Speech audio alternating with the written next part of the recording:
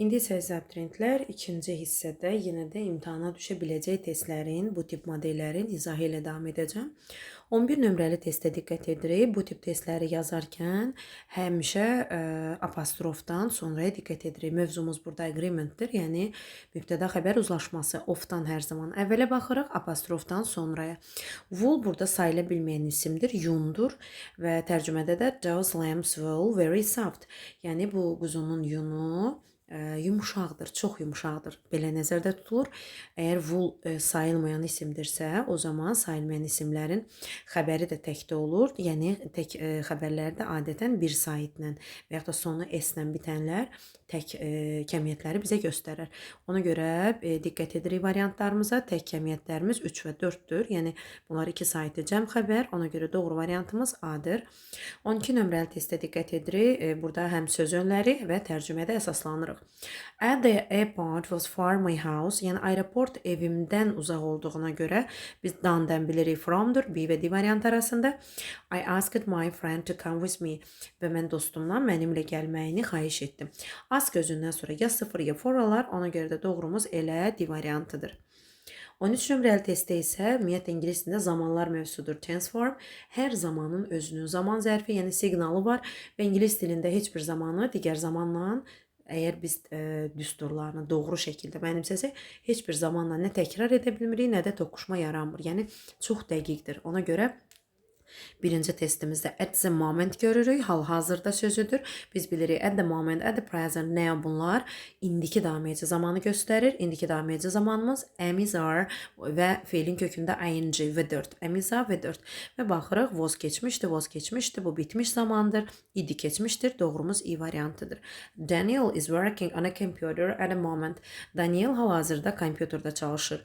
He always spends most of his time at a computer. O vaxtının çoxunu, yəni əksər vaxtlarını kompüterdən işləməklə keçirir.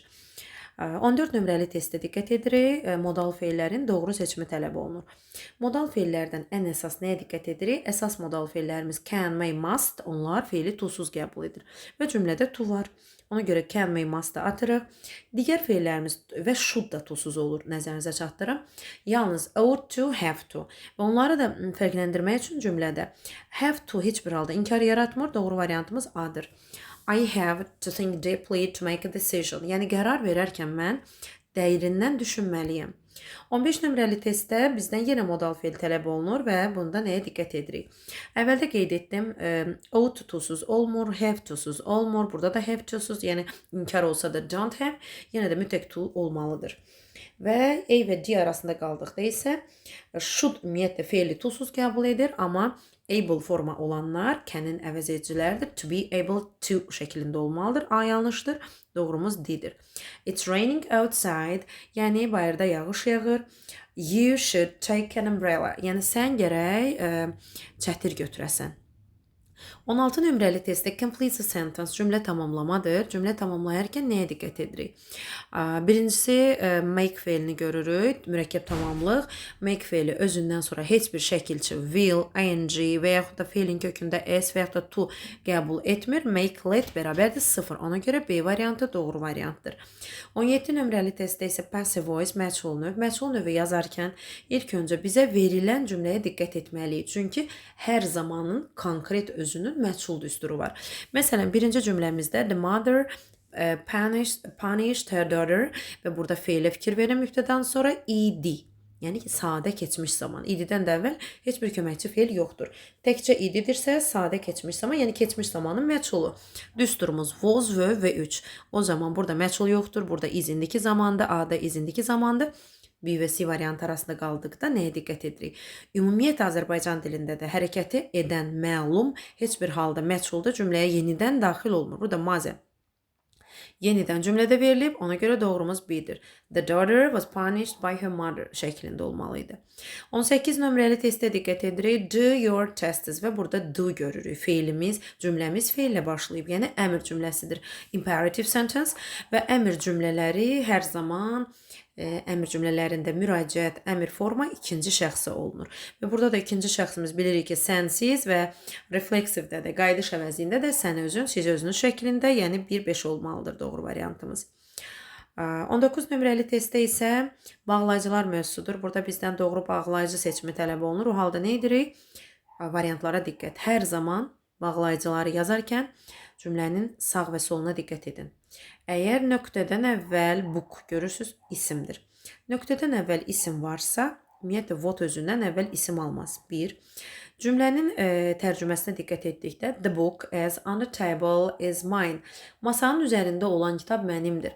Və masanın üzəri yer burada göstərilirsə məkan yeri, o zaman v-yə yer bildirən bağlayıcı heç bir halda və yaxud da yer zərfi heç bir halda doğru istifadə olunmaz. Yəni deyil. Nöqtədən əvvəl cansız isim görəriksə, who, whose və yaxud da whom da ola bilər. Bu tipli bağlayıcılar heç bir halda doğru deyil.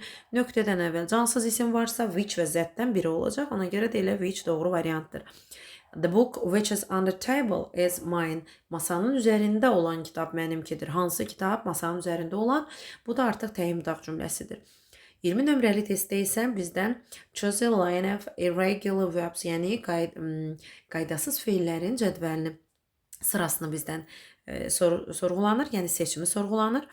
O zaman biz bilirik ki, ingilis dilində id qəbul edənlər qaydalıdır. İd qəbul etməyən feillər isə və qaydasız feillər cədvəlində olanlar tam bütün şəkildə qaydasız hesab olunur. Yəni idiyə tabe olmur. Onlar kök dəyişir. Məsələn, believe, believed olur, qaydalıdır. Start, started qaydalıdır. Use, used qaydalıdır. Watch, watched qaydalıdır. Doğrumuz D-dir. To lose, itirmək, keçmiş zamanda. Lost, çünki idini qəbul etmədisə, deməli qaydasızdır. To find, tapmaq, keçmiş zamanda olur. Found, idini qəbul etmir, qaydasızdır. To win, qalib gəlmək, keçmiş zamanda da won olur. Ona görə idi qəbul etmir. Doğru variantımız elə D variantıdır. Lose, find and win.